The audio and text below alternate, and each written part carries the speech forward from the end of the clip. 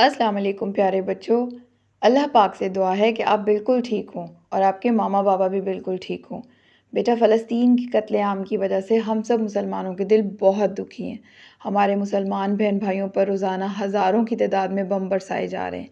Israel जिसने शुरू में वहाँ कुछ जगह ख़रीदी और उसके बाद वो वहाँ इतनी तादाद में आ गए, रातों रात पूरी दुनिया से वो वहाँ पे आ गए और उसके बाद उन्होंने उन्हीं फ़लस्तीनियों को मारना और घरों से निकालना शुरू कर दिया। तो बेटा, अब तो बाकायदा ग़ज़ा में बहुत ख़तरनाक जंग चल रही है। सब मुसलमानों को मारा जा रहा है, वेस्ट बैंक में भी और ग़ज़ा में भी। ग़ज़ा में तो बाकायदा बॉम्बिंग है और वो लाखों करोड़ों बल्कि अरबों खरबों रुपए के मिज़ाइल और बॉम्ब जो वो मार रहे हैं, मुसलमानों पे बरसा रहे हैं, वो किस चीज़ से बनते हैं? पैसों से बनते हैं ना बेटा। तो वो पैसे उन्हें कहाँ से मिलते हैं? पूरी दुनिया में वो अपनी प्रोडक्ट्स बेचते हैं।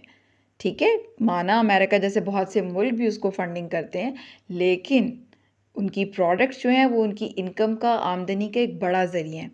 और वो प्रोडक्ट्स क्या हैं? यही कोक, पेप्सी और बेतहाशा चीज़ें जो मैं आपको बताती हूँ, हम रूटीन में यूज़ कर रहे होते हैं। और जब हम इन सब चीज़ों को ख़रीदते हैं, तो वो सब पैसे कहाँ जाते हैं? हमारी जेब से इसराइल की जेब में जाते हैं। और फिर उसी पैसे से वो बॉम्ब और मिज़ाइल्स बनाता है, जो वो हमारे ही मुसलमान बहन भाइयों पर इस्तेमाल करता है। तो बेटा, आज मैं आपको उन चीज़ों के बारे में बताने लगी हूँ। आज हम सिर्फ़ कोल्ड ड्रिंक्स और कुछ खाने-पीने की चीज़ों की बात करते हैं इंशाअल्लाह ताला। पहनने-ओढ़ने और जूतों और इस तरह की दूसरी चीज़ें, जो ब्रांड्स हैं, जो इसराइली ब्रांड्स हैं, उनके बारे में मैं आपको इंशाअल्लाह ताला अगली एपिसोड में बताऊँगी। तो बेटा, अगर हम कोल्ड ड्रिंक्स की बात करें तो 7 अप, पेप्सी, ठीक है? इनकी जितनी भी चीज़ें हैं, इनकी जितनी भी दूसरी कोल्ड ड्रिंक्स हैं, सॉफ्ट ड्रिंक्स हैं या आप प्रोडक्ट्स कह सकते हैं, तस्वीर में आपको नज़र आ रही होंगी। 7 अप है, स्प्राइट है, कोका कोला है, मिरिंडा है और फैंटा है, माउंटेन ड्यू है। इनके पानी भी हैं, एक्वाफीना है, डसानी है, ठीक है? तो ये चीज़ें हमने बिल्कुल इस्तेमाल नहीं करनी। वैसे भी बेटा, मैं सोचती हूँ कभी-कभी, आप भी बैठ के ज़रूर सोचिएगा कि जब ये नहीं था, कोक नहीं था, पेप्सी नहीं था, स्प्राइट नहीं था, तो क्या लोग तब खाना नहीं खाते थे क्या इन चीज़ों के बगैर? खाते थे ना, तब भी खाते थे, हलक से भी उतर जाता था और सेहतमंद भी वो हमसे ज़्यादा होते थे।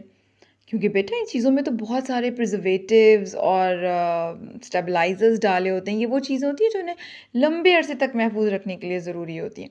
देखो ना, घर में तो आप कोई भी चीज़, दूध है या कुछ भी, आप बाहर रख दो, अगले दिन ख़राब हो जाएगा, बल्कि गर्मी है तो शाम तक ख़राब हो जाएगा।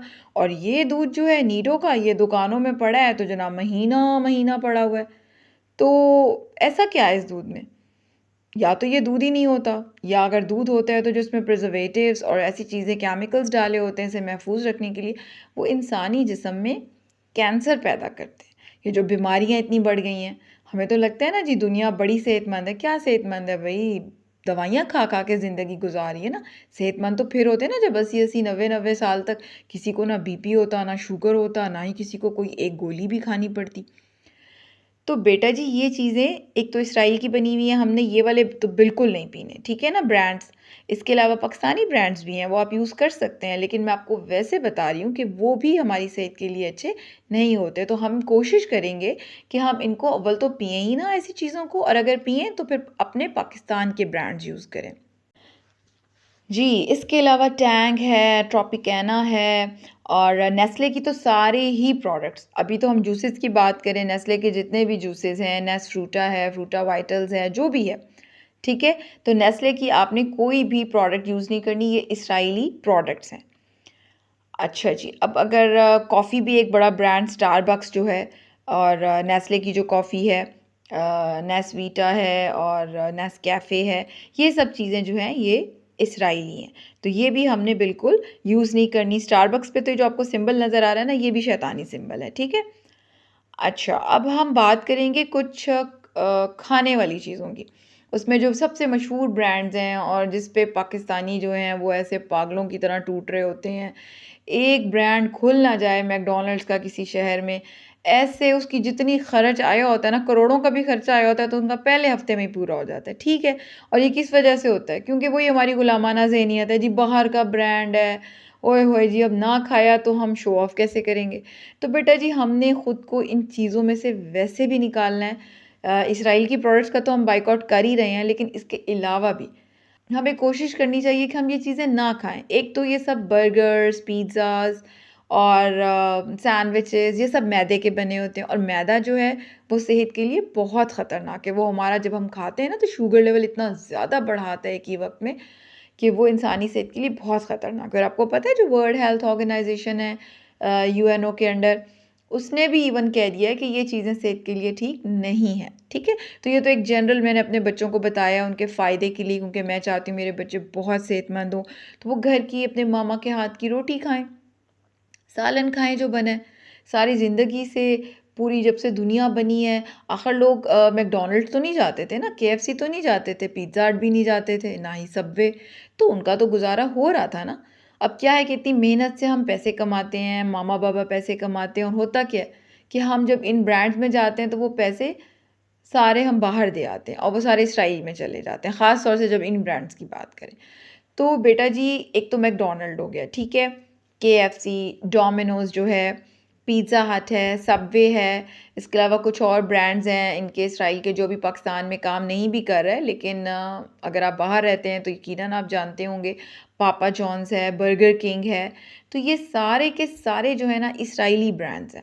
तो इनकी हमने कोई भी चीज़ कभी भी नहीं खरीदनी, ना आज ना आइंदा कभी। अल्लाह करेगा इंशाल्लाह ताला इसराइल जो है वो ज़लीलो ख़ार होगा, ये जंग हारेगा, और फ़लस्तीनी इंशाल्लाह ताला हमास जीतेंगे। लेकिन उसके बाद भी हमने इसराइल अगर रह गया तो हमने इंशाल्लाह ताला उसकी कभी कोई चीज़ आइंदा भी नहीं खरीदनी। जब तक ज़िंदा हैं आप ये चीज़ें जो है ना वो डिसाइड कर लें आज, ठीक है? तो आज की बात हम यहीं पे ख़त्म करते हैं। अल्लाह ताला आप लोगों को सेहतमंद रखे, आपके मामा-बाबा को भी, और हमारे फ़लस्तीनी बहन-भाइयों जो है उन पे आसानियाँ करे। हम उनके लिए दुआ ही कर सकते हैं। ये जो सरहदें बना दी हैं, बॉर्डर्स बना दिए हैं, वरना पहले तो देखो ना, एक जगह से लोग चलते थे और चाहे घोड़े ही होते थे उनके पास, ऊँट ही होते थे, लेकिन वो चलते थे और जहाँ चाहते थे पहुँच जाते थे। और आज इतनी पाबंदियाँ हैं जी, पासपोर्ट हो, ये हो, दूसरी जंग अज़ीम के बाद जब इन्होंने हमारे टुकड़े-टुकड़े किए मुसलमान सल्तनतों के, तो ये इन्होंने प्लान बनाया कि ऐसे-ऐसे सरहदें बना दें और एक जगह से दूसरी जगह जाने के लिए पासपोर्ट और वीज़ा और ये सब मुश्किलें हों, ताकि कोई इस तरह से अब कौन जा सकता है यहाँ से जंग लड़ने, ठीक है ना? अपने बहन-भाइयों की मदद के लिए हम में से कौन जा सकता है? तो ये सारी चीज़ें इसीलिए बनाई गई थी, इसीलिए प्लान की गई थी।